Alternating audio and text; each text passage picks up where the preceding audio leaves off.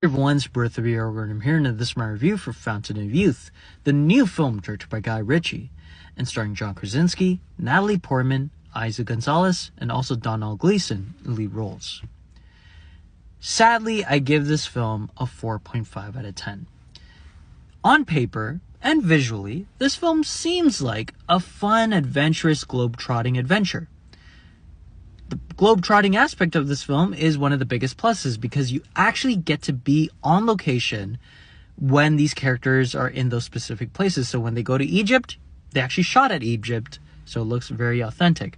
When they show Thailand, they're actually in Thailand. When they show Austria, they're actually in Austria, so on and so forth. Everywhere they show you in the narrative is actually being shot on location. So that was a good positive.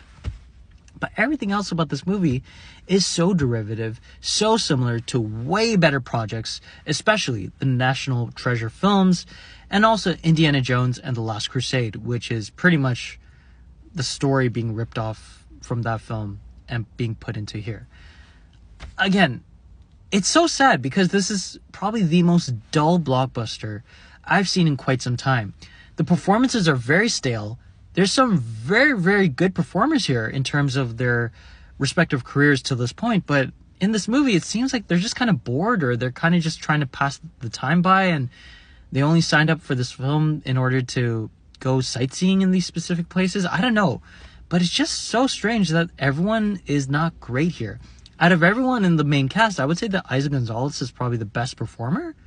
Which is strange because Natalie Portman seems like she's not really buying into the story and into the character. John Krasinski's trying, but it doesn't come off the way that probably they wanted him to be in this film. I think they were trying to aim him to be like a new Indiana Jones or a new, I forgot Nicolas Cage's character in National Treasures, but they were trying to aim for him to be that, and it just doesn't work here.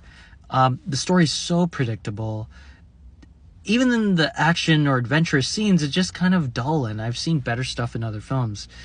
Again, if you've never seen a National Treasures film, if you've never seen Indiana Jones in general, maybe you'll like this more than me, but for me, this is highly disappointing. And especially for Guy Ritchie, who's directed some really great films in terms of style and swagger in The Man from U.N.C.L.E., The Gentleman. Things look cool here, but just very dull direction as well. Sadly, 4.5 out of 10.